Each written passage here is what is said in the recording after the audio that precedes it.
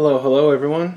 My name is Mike and the name of the channel is Play More Games, and today we're going to be unboxing the latest and possibly the heaviest title in the OCS Operational Combat series from the Gamers and Multiman Publishing, The Third Winter, the battle for Ukraine, September 1943 to April 44. So I think this is the first OCS related video I've done for my channel. And just a little bit of background, I am a novice, I am an initiate, so obviously this is kind of the deeper end of the things, but obviously I picked it up because I wanted to support MMP. I hopped on the early bird special, plus I think this, more than any other title except for maybe Smolensk, hits both the marks of readily available at a decent price, right? And in my interest lane, right? So I think that second part is definitely key to learning a system. I've puzzled through a couple of turns of Tunisia, but hasn't really been my cup of joe so far, but I'm going to give it another round. That is all to say that I am certainly not an expert on anything that I am going to be presenting. Obviously it's still in the shrink, and keep my point of view in mind when you're watching this video. Last thing I'll say before I get started is, while I was getting ready to do this video, I saw that a channel that I subscribed to had posted a video. It's called The Tabletop's Edge is the name of the channel. Hopefully you've seen it.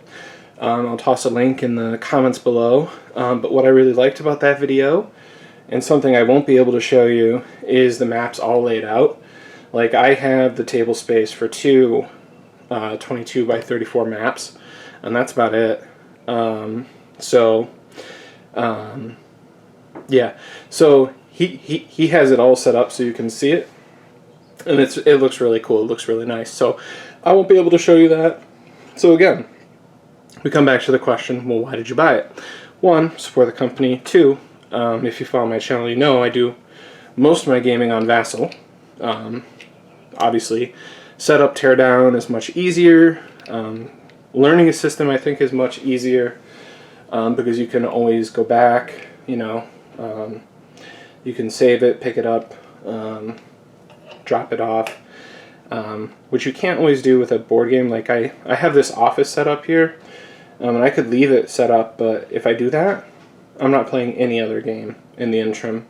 And inevitably, if you wait long enough, when you come back, at least for me, I'm at risk of losing interest, and I want to move on to something else. So that's a long preamble. Let's get started. I think there's a couple other points that maybe I'm forgetting that I'll just kind of make along the way. So the first thing we're going to do is we're going to flip the box over. We're going to take a quick glance at the back of the box here. So let's see if I can flip it without making too much noise. Okay, so here's a zoomed out look at the back of the box here.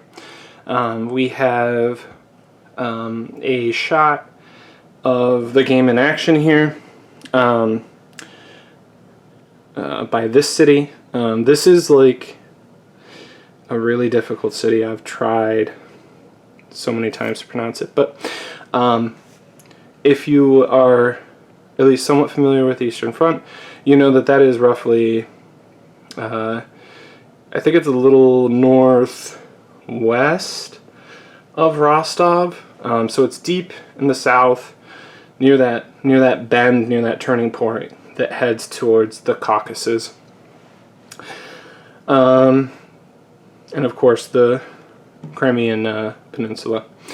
So there's a lot of text here. I won't read it to you all, but there is a little bit of background about the period that this covers, and the formations that we'll see, and the special rules that are in this game.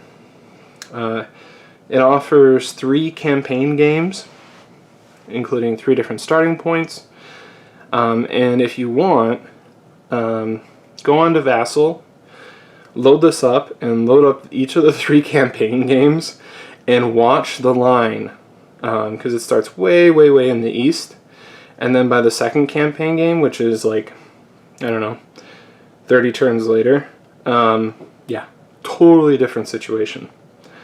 Totally different situation. And then the final campaign game, I guess, is a campaign game, even though it's only 6 turns. It's a grim picture, indeed, for the Germans. So, let's go ahead, we'll crack the box, and we'll start pulling stuff out. Okay, here we go.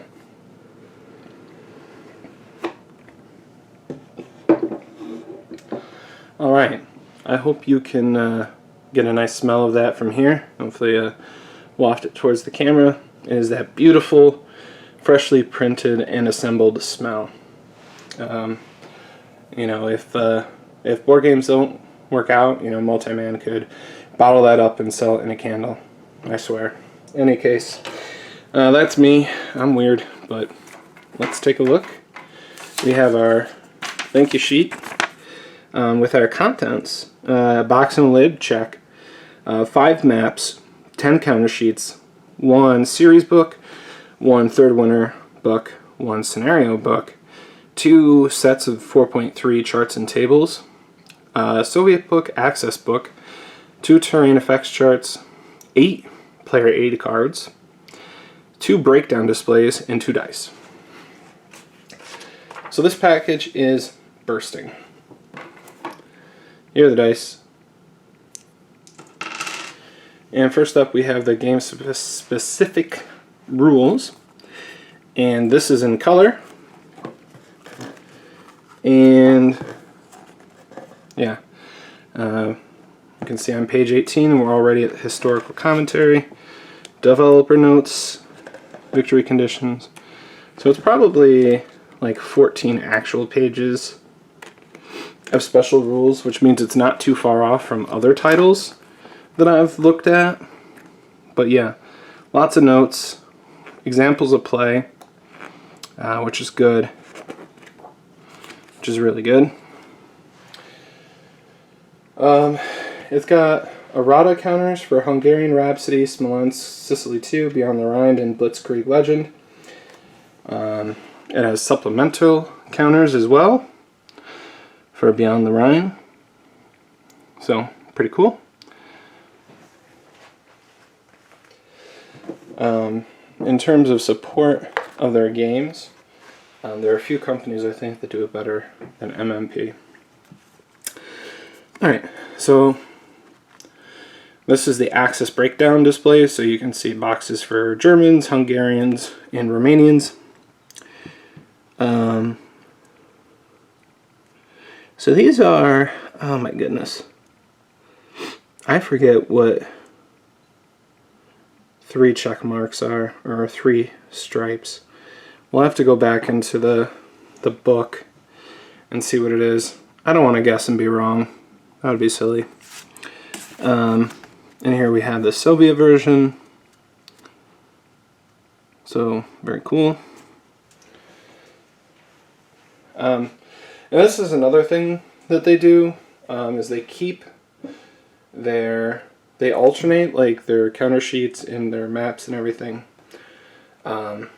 which I suppose is probably to help prevent them from popping each other out. So this is this is largely like OCS markers. Like we have step losses, turn markers. Okay, yeah. There are the breakdowns. There are the reserve units, reserve markers. Up in the top, we have Soviets by front. We have some trucks and wagons, extenders. So pretty cool. Here we have our first map. Like I said, check out Tabletop's Edge if you want to see all the maps put together. We're probably only going to look at one map to prevent this video from going super long.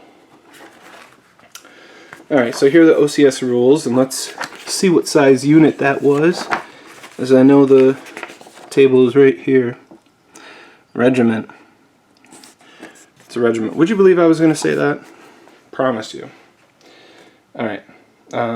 So, OCS 4.3 rules. So, it's the same tome that you know and love. Alright, markers. Alright. So what do we got? We got Hungarians, we got planes, we got lots of planes, and we have breakdown units. So the back of the box advertises over 1,700 combat units in this package, which is really incredible. Alright, single-sided terrain effects chart. Pretty straightforward and easy to read. You have your terrain. You have a nice color picture of the terrain, which is great because I love when games do this. So you don't have to refer to the map. So you have your sheet as a reference, then you look at the map to see the information put on the map, and then you're looking back at the sheet. You can look at it all here. And then, you know, your weather, dry, freeze, mud, and so on and so on. Combat effects. So obviously, there's a lot of information there and worth studying. Alright, this is more OCS markers. So air bases, exploitation markers, step losses, DGs, hedgehogs, low stocks, supply points.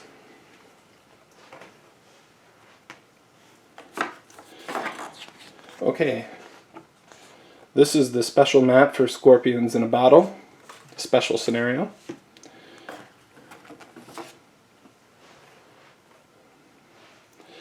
Alright, we have German formations. This is counter sheet 5. We have German and SS formations, and we have Romanian formations as well.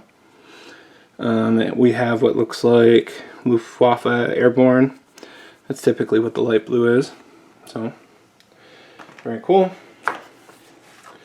Now we have our Axis player booklet. Charts, tables, order of arrival. We can see that the terrain effects chart is reprinted on the back. So this is 8 pages long.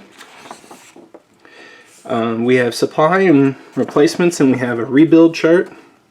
I was looking at this earlier, and I noticed that you know, you may not get any replacements at all, and if you do, you may only be able to build up a certain action rating.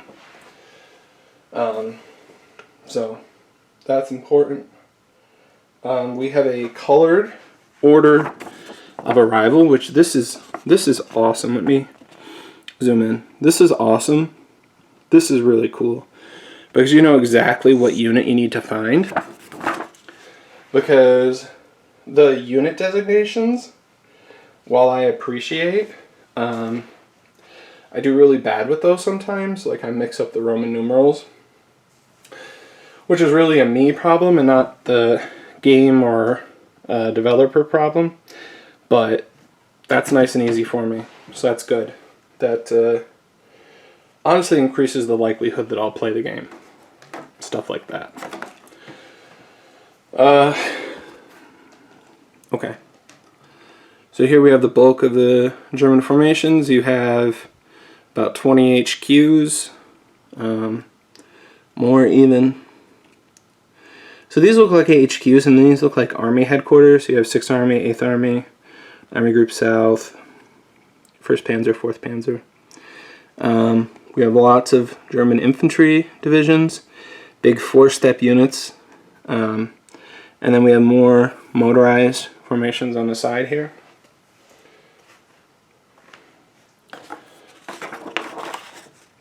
We have 4.3 charts and tables, so there's probably at least one other. This is the story of a girl. Nope. So this is more OCS informational. I think this is identical to the one I showed you before. We got another map here. Here we have the scenario book, and let me show you. Oh, that's thick. So, and this is kind of what I was talking about. like, yeah. So that, like, go through all these counter sheets that I showed you, and look for the 13-3-3 infantry division, 6th and 29th, both at -1 step. Again, I mean, it's clear, right? You can understand it, but I just have a difficulty doing it. And again, that's totally a me thing, right? It's not on the game or designer or anything like that, but it does, encourage me to access this via Vassal. So it's also a big organizational thing too, organizational hurdle. Like, I've seen pictures of people who have like tray after tray, and each one is broken down by formation, which is really nice. I'm sure it makes it really easy, but that is a huge time investment from my point of view for a game that I haven't played yet. A game that I don't know if I like, right? I have little enough time for gaming as it is to spend doing that, so I'd like to focus on playing.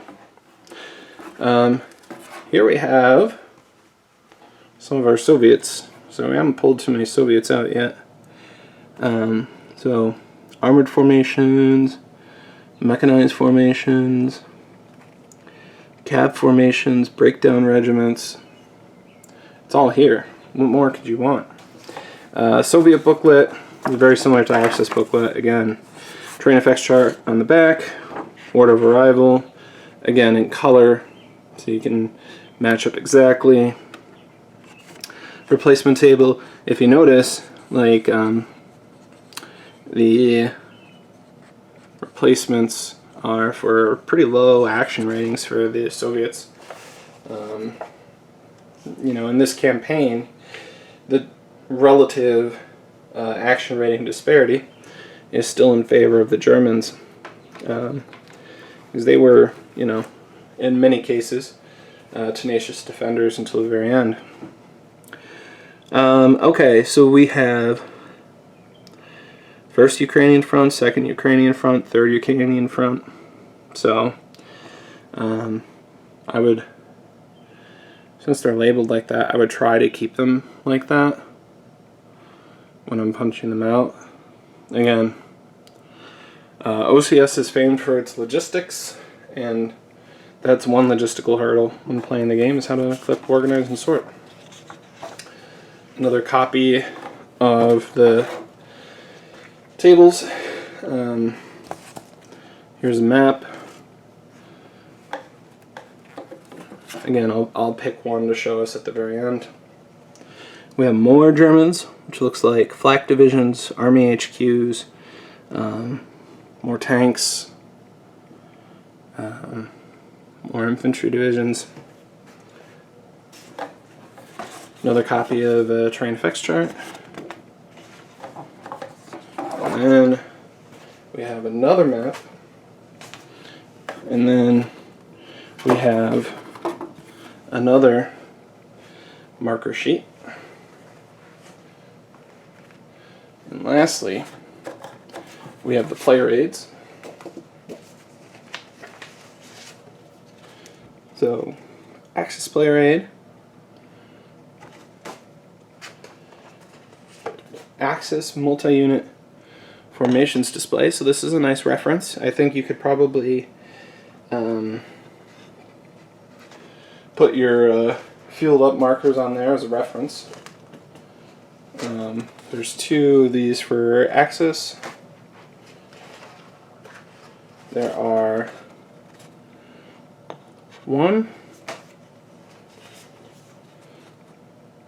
two for Soviets, and then at the very bottom here we have just a few more sheets, I promise. Soviet player aid number 1 with RBGK boxes, not totally sure what those are. With Soviet player aid number 2 with fronts. One of the things I liked about this game that I was reading is I think that you can only activate a couple fronts at a time. so you can't like do like broad attacks across the board. Alright, and lastly we have the turn, record, reinforcements, and weather display, including ground conditions, river conditions, and flight conditions. Alright. You guys have been patient. Let's get you guys a map. So I'm going to pick just the... we're going to look at... Actually, we'll look at the special map. The half-sheet scenario. Alright.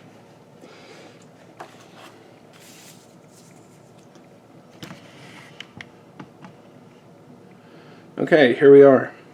So, it is just half of a standard map size Scorpions in a Bottle Corsoon Pocket. I know from looking at the setup in the Vassal, the Soviets have a rough line that goes from here, and if you just follow the trace on my finger, like that more or less, and the Germans have the interior lines. It may appear to be a small scenario, but when I was looking at it, there seemed to be a decent number of units. So, let's see what kind of detail we can get. Okay, so the artwork is MMP standard, I would say. Meaning if you have a game, particularly from the gamers before, so like anything from SCS or BCS or OCS, you kind of know what you're getting in for. And I'll be honest, I didn't really care for it at first because I'm kind of used to, you know, the more poppier maps. But it's very, very, very functional. And you know, if we have the form over function debate, I think I would settle for function. And as I have grown into the hobby, I mean, I would say that I've been seriously wargaming for, I don't know, fewer than 10 years. So I would probably say, just counting the years since senior year of college, 8 years. So on the other side here, we have marshes. And I do think that it is very beautiful in its own right, but it's also playable. Like, there's very little question to me, you know, is this hex that terrain, is this river that river, is this a rail or a road or a track? It's usually pretty clear. Alright, so there's like 5 other big ones, but I'm not going to show them to you. So what we're going to do is we're going to box it back up, and I'm going to give you my final thoughts.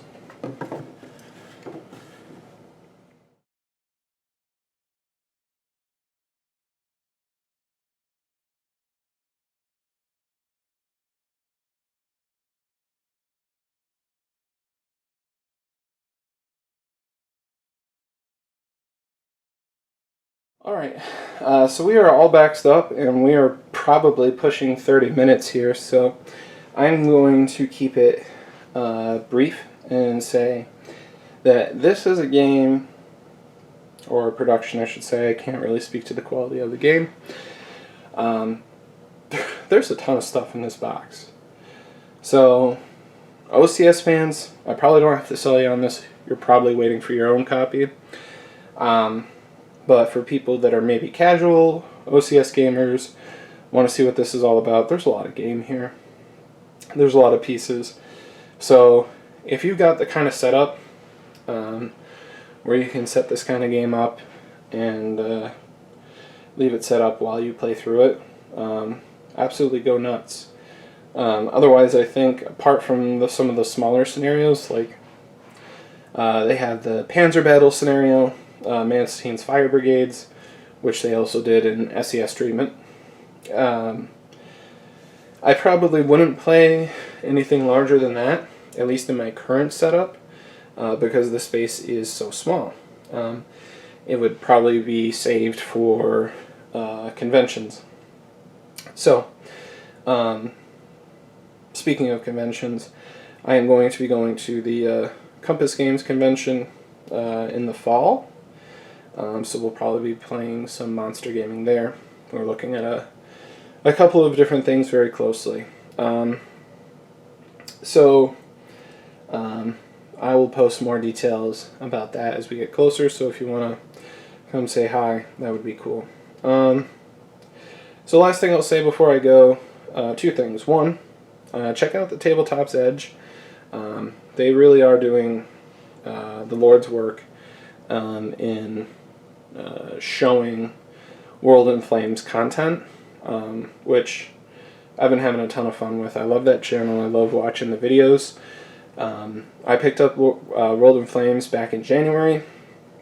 I've got about 70 hours into a single game on Vassal, and again, you know, once I have my dream table in my dream space, I'll be very happy to set up to set up World in Flames on the table in person and play the whole shooting match. Until then, I can really only use Vassal, but the Vassal module is great. So, you know, he's got the space, you know, for the third winter for World in Flames. So go give him a follow if you haven't already. So the second point I want to make, because I thought about it, and really it makes more sense at the beginning of the video, but just, you know, for my channel, I'm filming this video at about 9 o'clock at night because it is too dang hot up in my office. It's on the second floor, and it is just too dang hot to shoot a video up here during the day. Now, I could turn on a fan, sure, but that would make the I don't know a way to do that it wouldn't show up in the video.